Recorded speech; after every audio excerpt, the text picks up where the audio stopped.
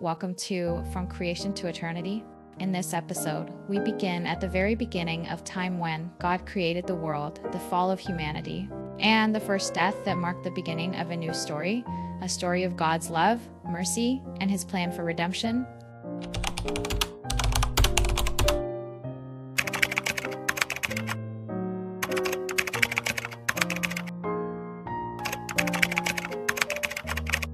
In the beginning, there was nothing, no sun, no earth, no people, just God.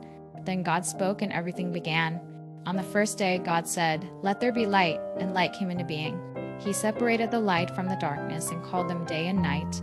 On the second day, he made the sky and separated the waters. He created the heavens. On the third day, God gathered the waters to let dry ground appear. That's when the land and seas were formed. He also made plants, trees, and everything green that grows from the ground. On the fourth day, he created the sun, moon, and stars to give light and mark time days, seasons, and years. On the fifth day, he filled the sky with birds and the oceans with fish, every kind of living creature that swims or flies. On the sixth day, God created all the land animals, and then he made his most special creation, humans. He formed Adam from the dust and breathed life into him. Later, he made Eve from Adam's side, so Adam wouldn't be alone. God gave them a beautiful home called the Garden of Eden. It was full of everything they could ever need. In the middle of the garden was a tree, the tree of the knowledge of good and evil. God gave them freedom to enjoy everything, but told them not to eat from that one tree. He didn't say that to punish them, he said it to protect them. The Bible hints that God would come in the cool of the day, possibly the evening, to be with them. It was a close, beautiful relationship, but one day something changed. The serpent came and tempted Eve. He made her question God's words. He said, "Did God really say?" He made her believe she was missing out. So Eve ate the fruit and gave Adam too. Right away they felt shame. They realized they were naked and they hid. When God came walking through the garden that evening, as he may have done every day, he called out, "Adam, where are you?" Not because he didn't know, but because he wanted Adam to respond. He was giving them a chance to return to him. But sin had entered their hearts. The closeness was broken. God had to send them out of the garden. But even then, he showed mercy. He made clothes for them and gave them a promise at that. One day, someone would come to crush evil and bring humanity back to him. That someone is Jesus. After they left the garden, Adam and Eve had children. Their first two sons were Cain and Abel.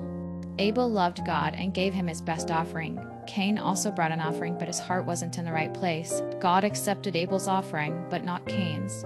This made Cain angry and jealous. God warned Cain, saying, "Sin is crouching at your door. It desires to have you, but you must rule over it." But Cain didn't listen. One day he lured Abel out to a field and killed him. That was the first death in the Bible, one brother killing another.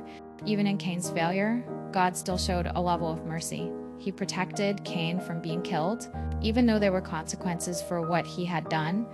From the beauty of Eden to the brokenness of murder, the story reminds us how quickly things fall apart when we turn away from God, but it also shows how God never gives up on us.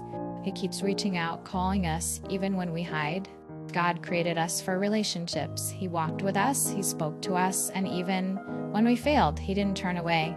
Maybe today you're feeling distant from God. Maybe you've made choices you regret, or you're hiding parts of yourself out of shame, just like Adam and Eve. But remember this, God still comes looking. He still calls out, "Where are you?" He's not asking because he doesn't know. He's asking because he wants you to come back. So here's something to think about as we end today. What part of your life are you still hiding from God? And what would it look like to step out and let him cover you with mercy, just like he did for Adam and Eve? Thank you for listening. In our next episode, we'll continue this journey through the Bible and see how God's plan for redemption begins to unfold one step at a time. Until then, stay close to God, remember he never stops reaching for you.